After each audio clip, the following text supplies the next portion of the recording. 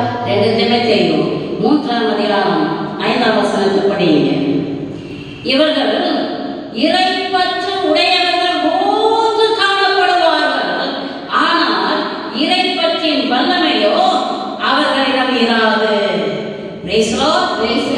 இத்தகையவர்களோடு சேராதீர்கள் என்று வேதம் சொல்கிறது. பிரியமானவர்களே, இந்த மக்கள் எப்படிப்பட்டவர்களாக இருப்பார்களா? இறைப்பற்று உள்ளவர்கள் போல இருப்பார்களாம்.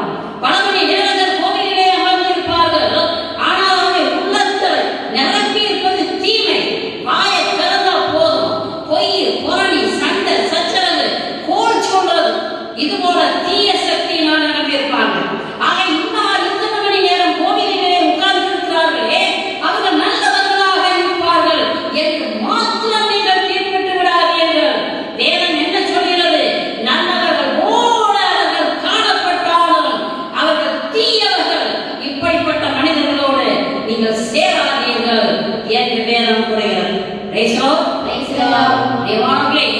ஒரு சிலர் அடுக்கடுக்காக பாவங்களை செய்து ஏராளம் வருமானத்தை ஈட்டி அதிலொரு பகுதியை கொண்டு வந்து கோவிலிலே எரிந்துவிட்டு செல்வார்கள், காணிக்கையாக போடுவார்கள்.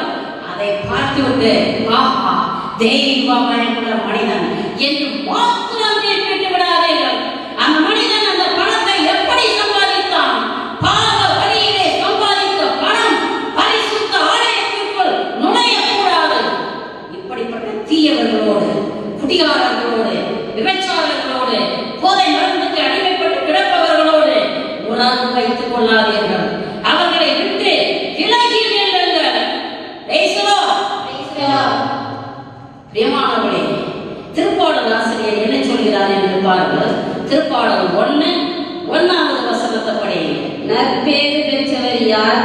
அவர் பொல்லாரின் சொல்லின்படி நடவாதவர், பாவிகளின் தீய வழியில் இல்லாதவர், இகழ்வாரின் குழுவினில் அமராதவர்.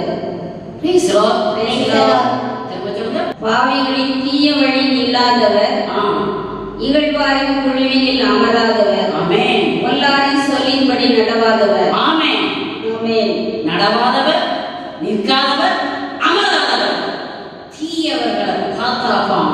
பிரியமானவர்களே, பாம்பை கண்டு ஓடுறது போல ஓடி போயிடுங்க. காரணம், நீ அவன் பக்கத்துல உட்கார்ந்த அவனுக்கு இருக்க விஷம், தீமை உன்னை பற்றி பிடிச்சுக்கணும். நைஸா கூடுவான். அண்ணாச்சி வா, உங்க வரைக்கும் போயிட்டு வரலாம். எங்க போயிட்டு வரலாம்? எங்க மதுவான கிடைக்கும். இவா அது வரைக்கும் போயிட்டு வரலாம், ஜாலியா இருக்கலாம். என்னத்தை கண்ட வா, அனுபவிக்கிறதுக்கான இருக்கிறது என்று சொல்லி அவன் உன்னை கடத்தி கொண்டு சென்று விடுவான். ஆகவேதான் வேதம் சொல்கிறது, இந்த நாட்கள் பொல்லாத நாட்கள், தீமை நிறைந்த நாட்கள், என் தேவன் வரவிருக்கிற நாட்கள். அச்ச நடுக்கத்தோடு என் ஆண்டவரை மாத்திரம் பற்றிக் கொள்ளுங்கள். இரவு பகலும் வேத வசனம் வாசித்து தியானம் செய்யுங்கள். அபிஷேகத்தால் நிரப்பப்படும்படியாக ஆண்டவரிடத்திலே மன்றாடுங்கள். இறுதி காலம் வந்தாச்சே, இனி காலம் செல்லாது, இறுதி நாட்கள் வந்தாச்சே.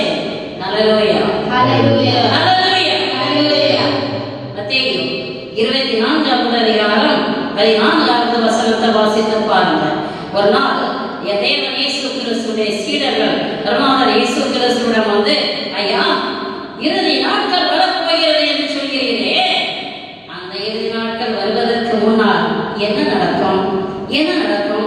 அதை எங்களுக்கு சொல்லும். என்ன அறிகுறி? அதை சொல்லும் என்று கேட்கிறார்கள். அதற்கு பதிலாக என் தேவன் என்ன சொல்கிறார் என்று இப்பொழுது வாசிங்க கேட்கலாம். உலகமெங்கும் உள்ள எல்லா மக்களினத்தாரும் ஏற்றுக்கொள்ளுமாறு விண்ணரசு பற்றிய நற்செய்தி உலகெங்கும் அறிவிக்கப்படும். நற்செய்தி உலகமெங்கும் அறிவிக்கப்படும். அதன் பின்பு முடிவு வரும். நல்ல பிரியமானவர்களே, விண்ணரசு பற்றிய நற்செய்தி உலகமெங்கும் அறிவிக்கப்படும். அதற்கு பின்பு முடிவு வரும். இப்பொழுது விண்ணரசு பற்றிய நற்செய்தி அறிவிக்கப்பட்டுக் கொண்டிருக்கிறதா இல்லையா? எங்க பார்த்தாலும் வல்லமையான ஊழியர்கள் தோன்றி, மனம் திரும்பு, இறை அரசு வந்துவிட்டது, இறுதி நாட்கள் வந்துவிட்டது என்று வல்ல சக்தியோடு போதிக்கிறது. நாம கேட்டு கேட்டுக்கிட்டு தான் இருக்கிறோம். மூல முழுக்கெல்லாம் அருமையான ஊழியர்கள் எழுதி வல்லமையோடு பதிந்து கொண்டே இருக்கிறார்கள். Praise the Lord. Hallelujah. பிரியமான தொலைத்தொடர்பு சாதனங்கள் வழியாக ஏராளம் இறை வசனங்கள் பல இடங்களுக்கு போதிக்கப்பட்டுக் கொண்டிருக்கிறது. அதே நேரத்தில் CD, DVD கேசட்கள் வழியாகவும் இறை வசனம் முழக்கமிடப்படுகிறது. புத்தகங்கள் வழியாகவும் பத்திரிகைகள் வழியாகவும் வசனங்கள் முழக்கப்பட்டுக் கொண்டே இருக்கின்றன. அதே நேரத்தில் கிராம ஊழியங்கள் என்றும் நாட்டிய நாடகங்கள் என்றும் அதே நேரத்தில் பாடங்கள் என்றும் ஏராளம் ஊழியர்கள் உலகம் முழுவதும் நடந்து கொண்டிருக்கின்றது. இதெல்லாம் எதை குறிக்கிறது? இறுதி நாட்கள் இதெல்லாம்